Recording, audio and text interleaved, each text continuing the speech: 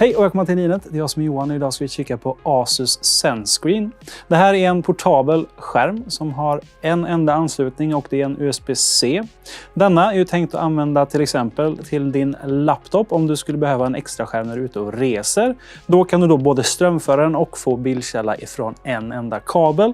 Både USB-C och USB-A. Den här finns i två olika utföranden. Den jag har med mig här idag är utan batteri, men det finns även en som heter ZenScreen Go som har ett batteri. Skillnaden mellan de två är att den här då behöver till exempel en laptop, medan ZenScreen Go däremot funkar till exempel med mobiltelefon eller med Nintendo Switch, plus att den då inte drar batteri ifrån din laptop. Båda varianterna är 8 mm tjocka, men den vanliga ZenScreen är 70 gram lättare. Den väger in på 780 gram, medan den med batteri väger 850. Men båda de här varianterna är i övrigt identiska och det absolut viktigaste, de båda delar är ju skärmen. Det här är en 15,6 tum stor IPS-panel med Full HD-upplösning. Den har 200 nits i ljusstyrka, så den är inte den mest ljusstarka varianten, men det är också på grund av att den inte ska dra så mycket ström. Och tack vare att den är en IPS-panel så har den ju goda betraktningsvinklar och schyssta färger. Just den här modellen är inte gjord för fotoarbete och vi rekommenderar inte den för det, utan den är framförallt tänkt som en extra skärm med schysst allround-prestanda. Fysiskt så tar panelen upp nästan hela skärmen. Vi har tunna skärmkanter här längs med och så har vi en liten haka här med 3 stycken knappar. De 2 knapparna till vänster används för att styra menyn och den till höger är power-knappen. Och på grund av att det endast är 2 knappar så tar det ju lite längre tid att navigera menyerna, men som tur var har ju Asus även sin widget-app som tillåter oss att göra alla inställningar direkt i Windows-miljön, vilket gör att det går mycket fortare. Och till höger av knappen så har vi lite ett underligt hål här. Nej, den är inte tänkt att hänga på en nyckelring, utan här igenom kan man träda den inkluderade pennan. Ja, man får med en penna till sin ZenScreen. Det här är en vanlig penna, bara att den är hård och stark och är tänkt att användas som stativ.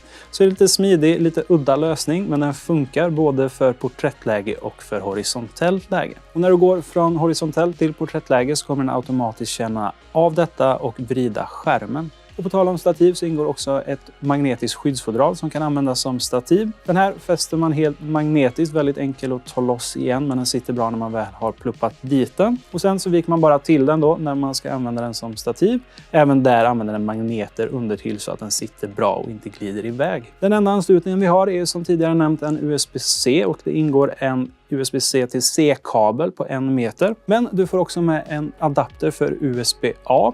Anledningen till detta är ju helt enkelt för att kunna göra det möjligt att använda på fler typer av enheter. Att använda den med direkt USB-C till C funkar helt plug and play med de flesta laptops, då de har en funktion inbyggd som kallas Display Alternate Mode. Denna känner direkt av att det är en skärm och börjar skicka en skärmsignal, men har inte din dator det och det saknar framförallt stationära datorer så finns det fortfarande en lösning för det.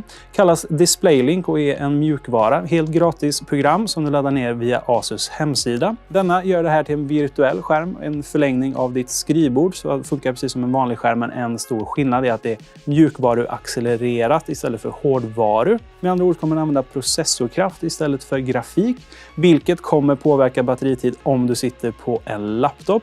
Men som sagt så har de allra flesta laptops inbyggt stöd för Display Alternate Mode, så det är ändå inget problem. Och på desktop så kommer du inte ha den begränsningen med ström på samma sätt, så där är det inte heller ett problem. Men i de udda fallen där det är en laptop som inte har Display Alternate Mode så kommer det då dra lite mer prestanda ifrån batteriet på grund av att den använder processorn istället för grafikkortet som är mer effektivt på att skapa den här virtuella bildskärmen. Och vanliga ZenScreen som vi har med oss här funkar till Windows 10, Chrome OS, Mac OS och Linux, medan ZenScreen Go då funkar tillsammans med mobiler som har stöd för extra skärm och till Nintendo Switch.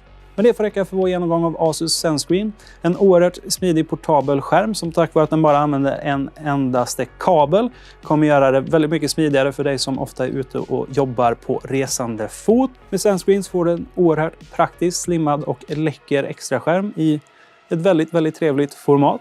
Och är du sugen på en sån så hittar du länk till den nedan tillsammans med ZenScreen Go som är den batteridrivna varianten. Och har du något roligt användningsområde för en sån här skärm som vi inte har nämnt i videon eller som vi inte själva har pratat om så får du gärna ge ett tips i kommentarsfältet.